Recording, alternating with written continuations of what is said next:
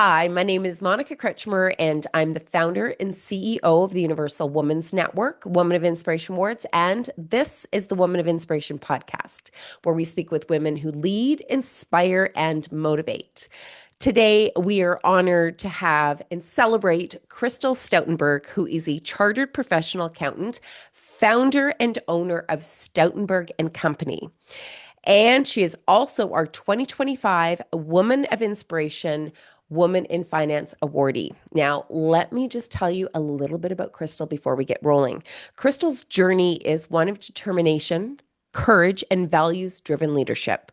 Raised in rural Alberta, she began her career at the front desk of an accounting firm and worked her way through her CPA program while building a family, including writing for the UFE on maternity leave, studying during naps, and passing the exam while caring for a newborn.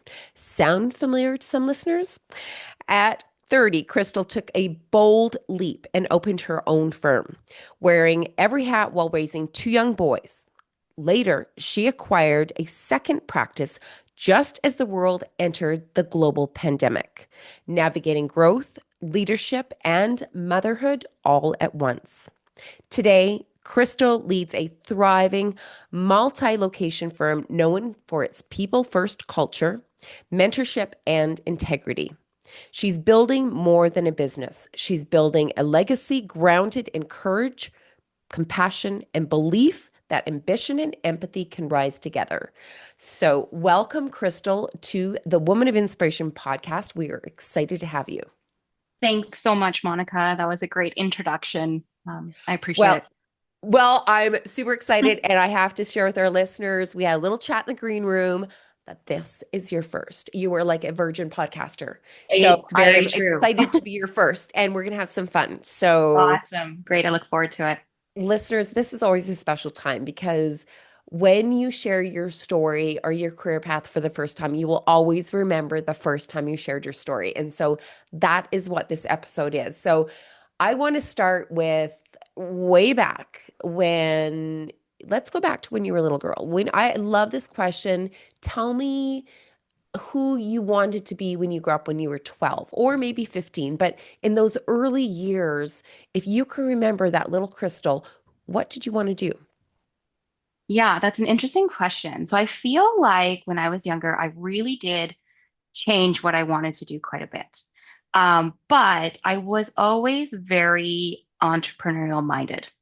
I remember making menus. So at one point in time, I'm like, okay, I'm gonna be a chef. I'm gonna have a restaurant. And I remember making menus for my family and making my little apron and kind of making my own business already, right? And even though it's drastically different than what I'm doing right now, I always had that entrepreneurial spirit where I'm like, okay, let's build the menu. Let's figure out what we're going to offer, the prices we're going to charge, what that service looks like. And I've always really done that. Even when I was changing what I wanted to do, I was always thinking, okay, I'm going to lead something and I'm going to pick the path that we go down and how it's done. So I think it's a great question because it's something we don't think about very often, right? And even though that career changes, there's still roots there that are very similar and that you carry along with you. So from making your own menus and having this vision for your restaurant. And I do agree. I mean, look at all the detail and attention that you put into literally that plan. And you started building business plans way before you knew that you were building a business. So take me through and help because what I really love is the entrepreneurial story and journey.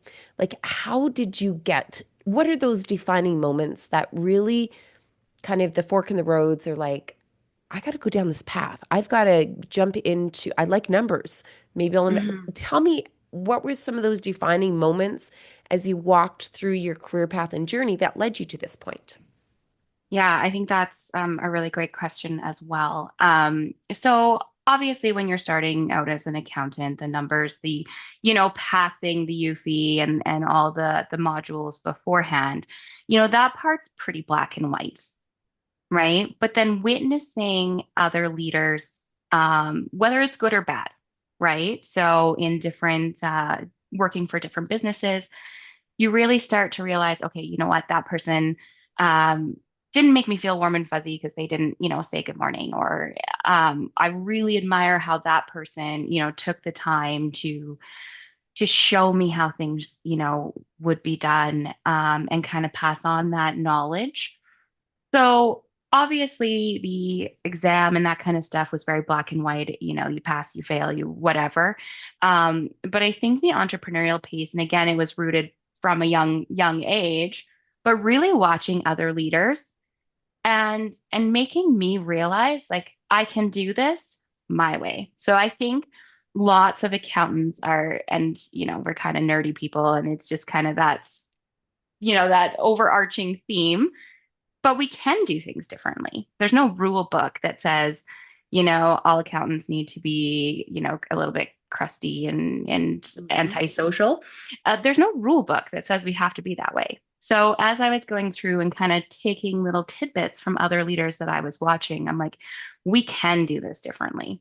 We can have some fun. We can inspire both our team members, clients, and also community members and family too, to do something different and really, really roll with your own style throughout it all. So I'm gonna share something that I've seen and that I see people into there's Bentley. I said, I will not press pause unless he knocks over a camera or something, but he might come say hello. So this is him saying hello. Um, Perfect. so I want to share that there's actually some really key differences in the way that I see, like you didn't just get your CPA. You could have worked for a firm, you could have worked for somebody else, but you chose to take on that leadership role and build something. Now, I want to also share that you're not in a big city. How many people are in your rural community? Like it's small. Yeah, yeah. So I live just outside of Ols right now, which is where one of our offices are. And I believe that it's about 9,200 people. Now we do have a large drawing area, right? There's lots of farmers and smaller communities that do come here, but the center itself is quite small. Yeah, So, I also want to say that that is a huge, courageous, bold move to say, I'm just going to open up a shop here. I mean, you don't have a big city. You have to actually establish relationships really, really well because it's so small. Everybody knows everybody. absolutely. So, Yeah, I mean, your story's unfolding, and I hope that it's helpful for the listeners to hear. I mean, you're just a trailblazer in a very, in a small community that has really built and grown and dominated this area where it could have just laid really low and kind of, people did their own thing. But you're building something that's not only building a legacy for your family, but also building jobs for other people and inspiring those around you that it's possible. So I want to say, let's celebrate that, but please take us through a little bit more of the journeys of starting a business in a very small community because it is possible for those that are listening. absolutely. Absolutely. And I'm, going to be totally honest, like it's terrifying when you first take that leap. So I made the decision to open my own firm. And it was actually in Stettler that I opened that initial firm, which is even smaller than Ols, but still has a great drawing community with, lots of agriculture around it. And it was terrifying because you're, not only are you exposing yourself to, some of the talk or, like people, the doubters, The right? There's naysayers, always, they're live and breathing yeah, everywhere. absolutely. So you're exposing yourself to that. Um, but then you're also exposing yourself. There is a financial risk, right? You're leaving your job that had regular paychecks, and some stability. And here you are kind of taking a leap of faith. Um, and so it was great, terrifying, exciting. I feel like I learned so many more things than I would have if I would have just worked up, within a firm on, into a partnership role. I learned, okay, what do I have to do to get approval? What do I have to do to make sure my insurance is in place? Like things that would have already been set up in an existing practice. And I add so much value to that now. Like I think I'm like, wow, I learned so much that some people don't, they never realize what that piece takes. And then it was also kind of tricky because, like you said, I wore every hat off the start, right? Like, obviously, I had left my job. Now I have rent on a commercial space, I have insurance, I have program costs, and no income yet. So that was really tricky. Obviously, I wasn't hiring a receptionist or accounting technician right away. I was everything, right? Um, which was also in hindsight really great because now I know all of those roles. Hmm. So when my team comes to me and say, "Oh, we've never done this before. How do we do it?" And I'm like, "I can show you." Right? And there's value in learning everything, right? And I'm a massive supporter on our team working together, right? So it is nice that everybody knows every role. And how can we lend a helping hand when it's tax season and somebody needs to sign a document and we got to send it by DocuSign, but only one person knows how to do that. So I think it just makes more wholesome individuals. Mm. Yes. And I mean, going back to those days, in all honesty, I might have chickened out. Like looking back on it, I had this great idea, but I was raised very, conservative, play it safe, kind of it, don't go against don't go against the grain, right? And my husband, I feel like we really push each other in the right ways. He's like, no, you got it. He's like, I believe in you. Um, and I think that's really what I needed just to kind of take that next step. That person who believed that we don't have things perfect, but we're going to take a chance and see what happens.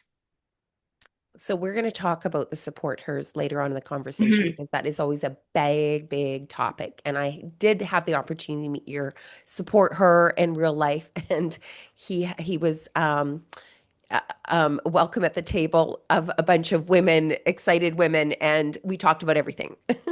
Yes, We didn't absolutely. filter it for him, but it sounds like he was very used to that. But you often say that you have this go-getter mindset, and I want to talk about that mindset. And where do you think that mindset of that bigger vision, that drive, that motivation came from? Was there somebody that influenced that as you were growing up, or were you just born with it? Honestly, I think it was just how I was raised, right? So I grew up on a family farm, kind of in the middle of nowhere. Um, and my parents had me and my sister, so two daughters. And it is that traditional mindset that, the farm is not something that women typically take over. Now, that is shifting, of course, right? Um, but I think I had that from an early age where it's like girls can't do that. Like that's a blue job. Um, and and it planted a seed inside of me where I was like, just watch me, right? Like I've always had that, when times get tough and someone says, "Oh, you can't do that," or, you know, that's not your role. Inside of me, it almost lights like a fire where I say, "Oh, just watch me." Mm. Right? I think it is just from my upbringing and that being like a non-traditional female role. And it's like, no, I'm going to show you guys that we can do this. And I also know where Stettler is because I have family there and I've spent summers on the farm and I know exactly how much work it is. I know how to drive a tractor, by the way. And I That's loved it. awesome. I That's loved it. awesome. Yes. Like, seriously, like we played in the sloughs for God's sakes.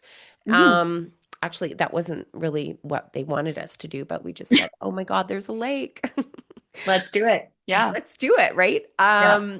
So let's talk about like there's so much here for the listeners because not everybody's in a big city. There's a lot of like remote locations and people get stuck in ruts and stuff. So what would you tell those people that would help them sort of making these big changes in their career paths, Mhm. to kind of just step into that power and not know all the answers? Yeah, I think the biggest piece of advice that I can give is to start now, right? I think everybody wants the environment, all the moving parts to be perfect. And unfortunately, they're never going to be perfect. And I think that is, what I really want to share with people is, maybe you're not in a position where you want to change your career path or, take that next leap, but there is something small that you can start on today, right? Take an hour a week and draft your vision. Draft, say, okay, here's my goals, right? There's nothing saying you can't do that right now, even if you're not quite ready for that next step because life will never be perfect. Like it will never be the perfect moment, right? It's like starting a diet, right? And you're like, okay, Monday. Monday is the perfect day, right? And then Monday comes and goes and if there was a wrench thrown into your day and then you're like, okay, I'm going to start January 1st, right? And it's never going to be perfect. You just have to take that tiny step forward. And the journey is not linear, right? You're going to take 5 steps forward, 3 steps back. But as long as you're moving in a positive direction, just do it. Just do it. Yeah, I said Monday that I was going to start, and it's now Friday, and I'm like, fuck it, I'm having pizza tonight. I'll do it next Yeah. Wednesday. Next month. Yeah, exactly. Exactly. And we all do that. And your career or business journey is no different. Absolutely. Um, you know what I find so interesting though, as you're talking about that, is like sometimes people say, "Oh, everybody should start a business and everybody should be an entrepreneur." And I'm like, I don't think No. so. Like, I think you can offer such huge value to support the people with the visions and play an integral role within that growth, scaling, building piece of it. Mhm. So we don't talk enough about that. We're like, okay, either you're in or you're out, but we don't Yeah. really put a lot of focus into what it takes for a great team member and to be an invaluable Mhm. team member. So maybe you can shed some light into that because it sounds like that's the culture that you're building. Yeah, 100%. 100%. I used to think, why doesn't everybody want to be a business owner?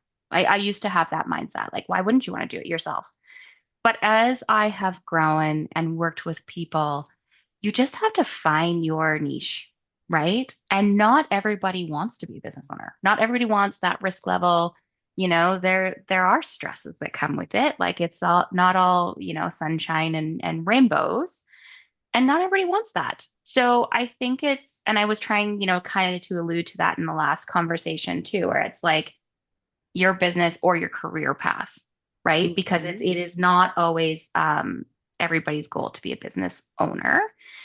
It's finding the right people that fit into the piece and working together. So I will say this 100 times and in this conversation probably, but our team is our most valuable resource. And we have a fantastic team right now. Like we've worked hard to really build that. And I feel like we have the right people in the right spots where they can grow and accomplish their career goals, um, and feel value and feel, going home at night, they're not taking this big weight home with them that, they hate their jobs and, things like that. We want people to love their lives, but not everybody needs to be a business owner, right? There's a lot of value and a lot of career growth that can happen in different areas. Absolutely. And you also touched on something as well that I think that we also need to talk about is that messy middle of entrepreneurship. So, writing the UFE on, excuse me, maternity leave, Hmm. building a firm with the kids on the couch and navigating the acquisition of a new business during COVID. OMG, like there's got to be a whole lot of messy in that. So maybe talk to us Totally. about making these bold moves during such an uncertain time. Yeah, and I think the messy middle is my favorite part, right? Everybody wants to celebrate the end piece, but we don't look at the journey on the way, right? And again, it kind of goes back to that little piece inside of me that's like, just watch me, right? Where, Mm. I started my family, with my husband, and it was like I could have waited. I could have put my schooling on hold. I could have said, once the kids are older, once we have more money to hire a nanny that can watch them while I study.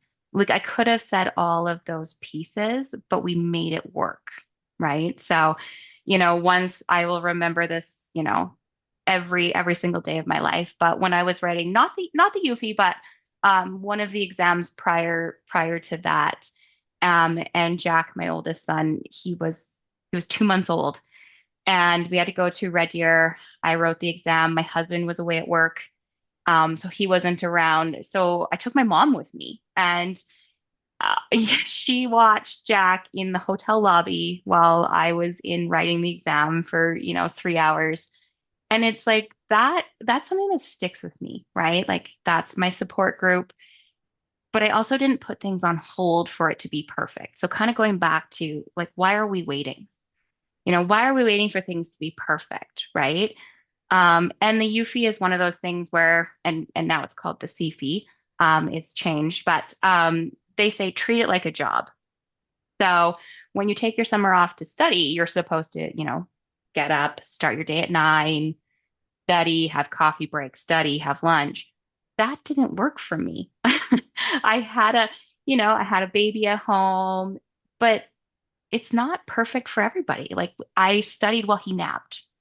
Like my husband actually has a picture of me sleeping on the carpet and Jack is napping beside me because I was studying when it worked. And you don't have to follow all the rules, right? You Oh, can make your absolutely own not. journey. Yeah. I love that story. And I had this picture of you and your little one napping, and I'm like, they always say nap when they're napping, and I never, never could do that. So I was always sleep No. deprived. No, it's not the most glamorous picture. I was definitely like trying to study. So I have my binder out in front of me and was studying and fell asleep. But I think it's a great reminder, right?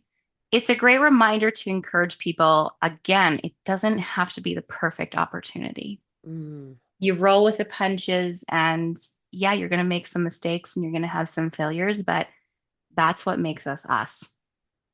So I've never, this was not my questions planned, but we talk about the things that happened during COVID. And for as much as it was a risk to take on something new, Mhm. for me, I felt why not? Because if somebody was going to have a time where we could take on something new and it could just be completely a disaster, it would be during Yeah, COVID because yeah, everybody's taken on something new.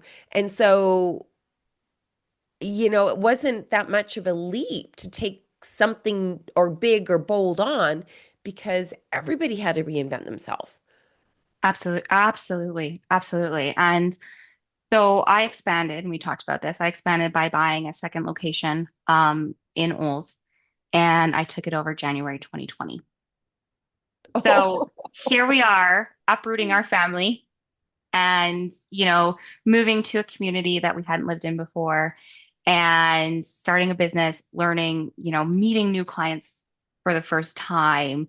I met the team, the day of, the takeover and that kind of stuff. Like, so it was a very interesting time. So here I am, trying to learn the clients and get to know them and get to know the team. And then COVID happens and it's like, okay, now we can't have in-person meetings and we can't be in close quarters where we can have team coffee breaks and really build that.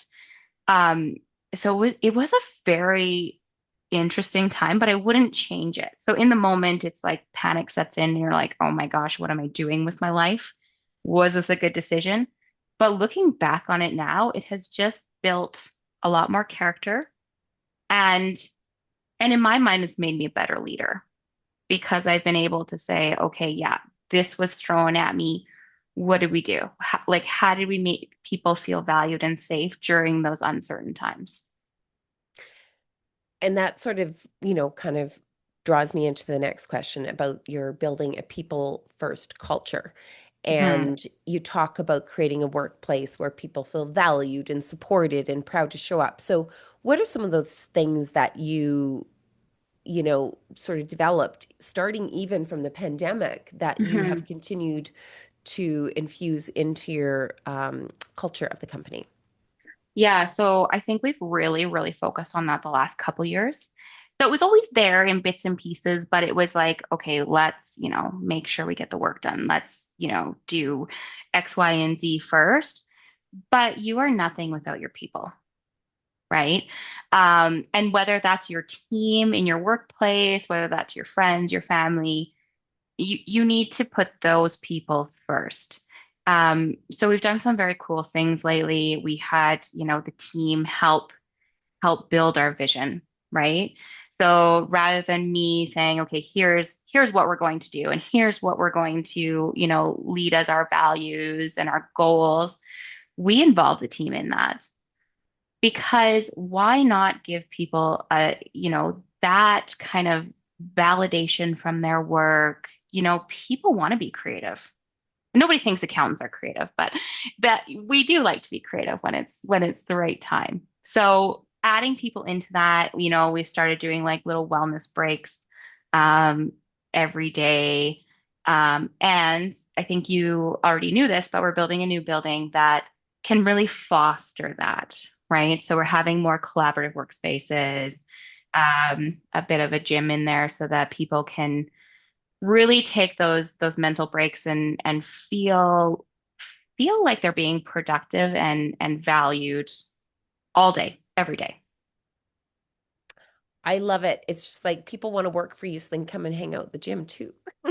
Yeah, yeah. I mean, Like, I what a hope I perk! hope I hope they want to hang out with me too, but the gym is also a fun perk. Of course you, and then the gym as well. I mean, just that environment where, a small town, but a company that is really taking care of their people. And that's very Yeah. evident, Crystal. You have to be And so, so that's proud.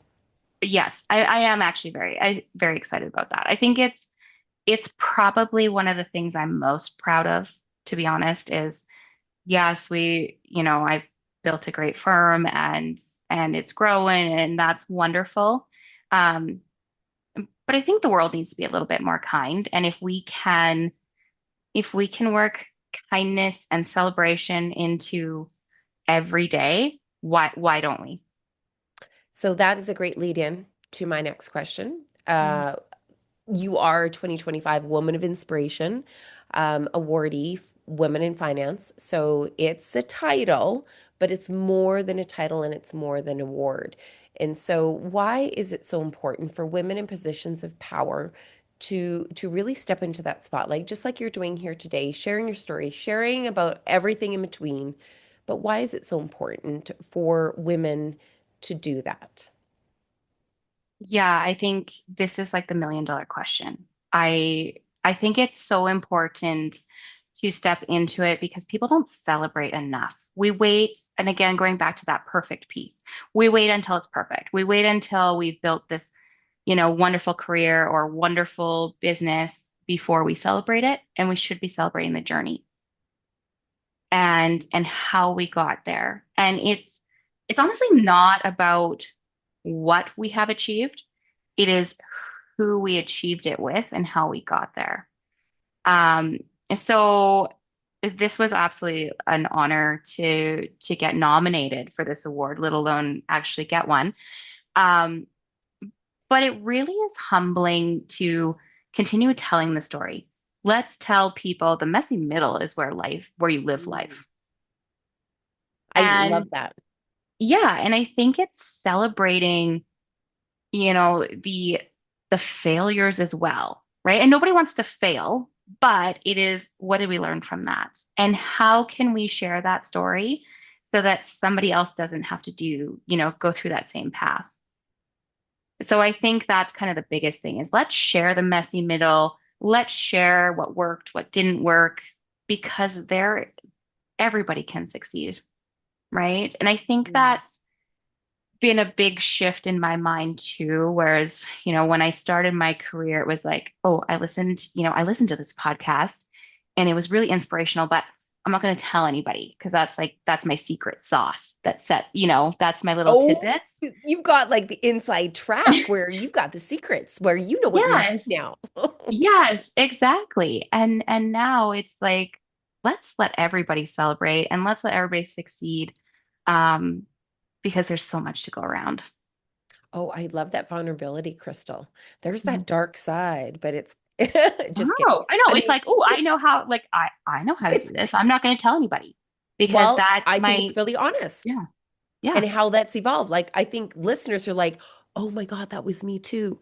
Like, Hmm. what you just shed light on, I've never heard articulated that way, but it's going to be like, I can see little light bulbs or envision little light bulbs going off, going, you know what? I probably actually thought that thought too, right? Like, that's the Yeah, relatability of it that we've just probably never voiced. absolutely. And I think it's out there more than you think, right? Because people are like, oh, okay, you know what? That might be the thing that sets me aside in a job interview. So I don't want, Susie, my coworker, to know how to do that because I can. There is always a competition, right? Like, and competition is healthy if it's used in the right ways. It's Absolutely. unhealthy if it's not. Yes. I think mindset and really just trying to do the best that you can and not pull people up instead of pushing them down. That's it. Mm. That's Yeah, the goal.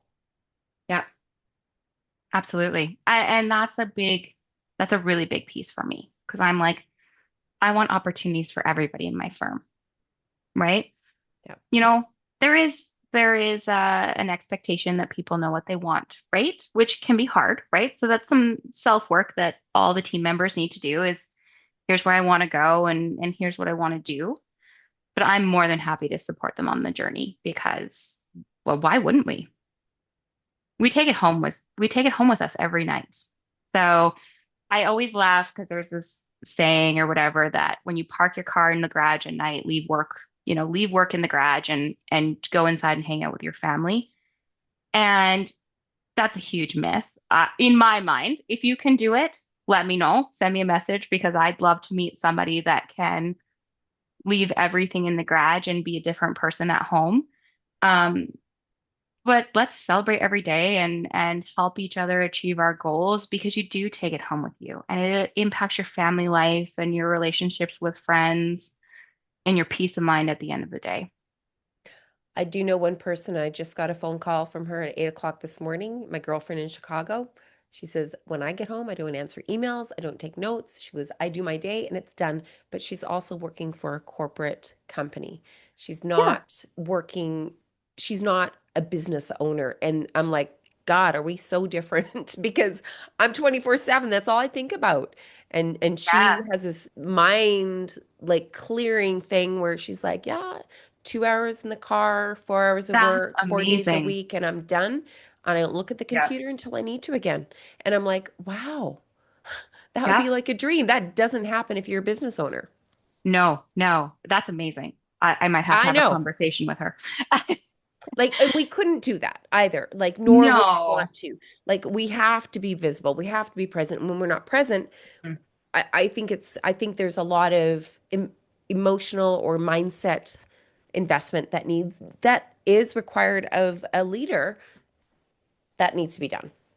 Absolutely. And I do even think that from my team though too, right? Like, they can leave their emails till Monday. They can shut that piece off. But if they have a crappy day at work, that mood still comes home, right? Right. So even if they're really great at setting boundaries, which I'm not, I'm going to get better at that. That's a 2026 goal. You still, if you have a crappy day at work, you still take it home. You kind of, as much as you say it's not going to impact family dinner or your wine night with friends, it still kind of trickles in. So why can't we create great spaces where people take that awesome energy home with them. And can't wait to open up that laptop when they get there again. Yeah, Yes. Yes, absolutely. And it sounds like you're building exactly. that. Well, we're hoping, right? And but we've also created a way that the team can tell us, Mm, right? So, we really do try and create an open door kind of policy in lots of ways, right? And I know lots of places say they have that. But I think we're actually really achieving it, where it's like, okay, you know what? We did these little fitness breaks. We don't like them. Let's let's try something else, right? And feedback is so important. mm. Well, that is why, my dear, you are a woman of inspiration because you are paving the path for others to follow. Ah, And, you have to bask in that, you know, that light, knowing that you are a bright light that others gravitate towards and that they learn from you as well. So, congratulations on all counts. I know that we're coming close to our time. I've got a couple more questions for you. And one is very important to me. It's about our support hers, the men mhm, that are allies for women. And I know that I've shared that 2026, I believe that we're entering this power era where there's really a new way of leadership where it's not just women going down this road by ourselves, where we really are saying, okay, men, that are allies and champions, forget about the bottom third, but the ones then positions of power and the support hers, be visible about it. So let's talk a little bit about your support her and even how that's evolved. Was he always a support her when you were dating him? mhm. Yeah, yeah, absolutely. Um, so my husband is absolutely my biggest support her. Um, and he's always been that way. Like since day one. Now, of course, it has evolved, right? Um, where it's, let's talk about our goals, let's talk about where we're going and how we can support each other. But even since day one, when I was working full time and also working on my bachelor's degree at that point in time, he was like, "Okay, let's do it. Like, how can we pay for these courses? How can we, keep going?" Um, but today it's elevated so much. And everybody says their spouse is their best friend, but it is really true because we just push each other in the right ways. But so I also have two little support hers now because I have two sons, and I love what we're building for them as well, Mm, right? So they are able to see, how my husband supports me, and I hope that I can say I support him as well. Um, but they're seeing this modeling play out, and I really love that for them, right? And mm, even some of their actions and things they say to me, they know, right? Like they feel the energy, they know what it takes to hit these goals in life and succeed. And I think that's my favorite part about it. I love that. I'm a boy mom as well, and that's part of the reason why I created Support Her was at 12, Me Too was happening. I couldn't see any male role models. The only ones that I saw were the ones pulling women down. And in my own world, let's not even go there. Um, Mhm. but it was when I was like, he was 12, and I'm like, I want to amplify the men that are pulling women up. And Yes, that's where it abs really, really got me personally invested 1,000% in. absolutely. And I think that's really huge too, because historically there's always been this struggle between men and women. Hmm. and and people think that we cannot celebrate women or help women advance without men taking a bit of a fall or a decline in society. And it's like, no, that's not the case at all, because we everybody brings something different to the table. And why can't we just try and work better together? And again, so that everybody succeeds. Beautiful. Preaching to the choir, girl. Yeah. International Support Her Day, the first Friday of June. I made it kind of like put a stake in the ground and said, "Who cares? We're going to start this International Support Her Day." one day where everyone plays a role to support her. And that could be at the playground, that could be like where men and women are working together towards a common goal. Absolutely. Workplaces, like one action. Imagine if the world took one action. How incredible would that be? So, Yeah. yes. So, I love absolutely. that. I love that. Mhm. And it just kind of goes back to what I said before about like, why can't we all succeed? We can. Right. So I think it's perfect. I love that. And I'll mark that on my calendar and we'll do Beautiful. Oh, something. we'll get you on Yes. board as a corporate partner for International Yes. Supporter Day. There Oh we my God. go. We'll do There's it. so many things that you can do, and that everybody from the person that's opening the mail to the husband to the conversations at home at dinner tables to whatever that is. I mean, it's a huge, huge workplace community network thing that we can do because it's not just limited. Absolutely. Yeah. Love it. Love it. Okay, so my final question, and this has been, I could talk to you forever, Krystal, but it is the Woman of Inspiration podcast, and I know our listeners are used to hearing what your definition of a woman of inspiration is. So maybe you can share with our listeners what that is. Yeah. So a woman of inspiration to me really focuses again on that journey, right? So it's not, you know what, we hit this revenue goal. Yay, you're inspiring. It is really, are we an authentic leader? And how are we growing? And by growing, I mean more than financially growing or revenue growth. How are we becoming better people? So, a woman of inspiration is someone that leads authentically, right? Which is huge because it comes down to not how we grow, or sorry, not the growth, but it's how we grow and who we grow with, Mm, because that's what I want to be remembered for, right? Is I want, obviously legacy and things like that. Most people have a financial component to it, but I want to be remembered for how I inspired people and giving them the spark to start their own journey. beautiful. Well, I don't think I could have said that any better. And I often say that if I had a mirror and you were talking, and like literally, it's a mirror, the definition of a woman of inspiration. Obviously, it's you. You're Thank you're you. that woman that is doing that. So thank you so much for joining us. Uh, Book pick. I mean, we started the Monica's bookshelf, of course. I think it's really important we inspire other women by kind of what the leaders are reading. So, what book are you reading that Oh, that oh, you want to I, share with our listeners, and uh, they can put it on their okay. book list? Okay. Well, I have a massive book list. But I think one of the books I read this last year that everybody should read is Let Them. Yes, It is, Mel Robbins, oh my right gosh, there. yes, yep, absolutely. I think that was truly a wonderful book for me, right?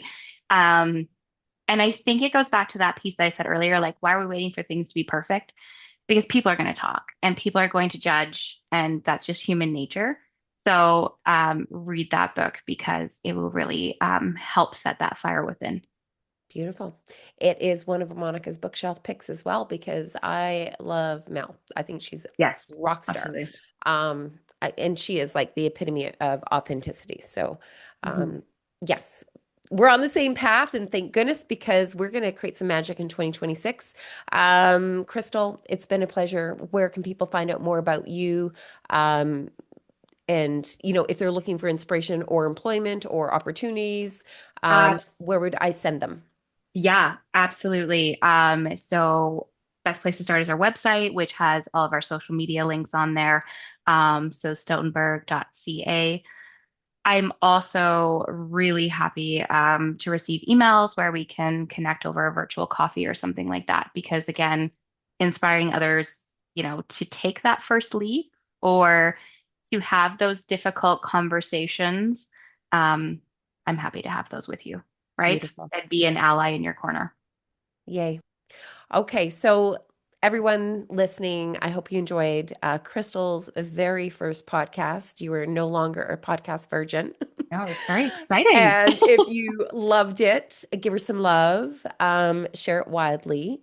And we thank you so much for being part of the Women of Inspiration podcast. And thank you for sharing your wisdom with our guests today. And I look forward to the journey ahead. So thank you, Krystal, and thank you, listeners.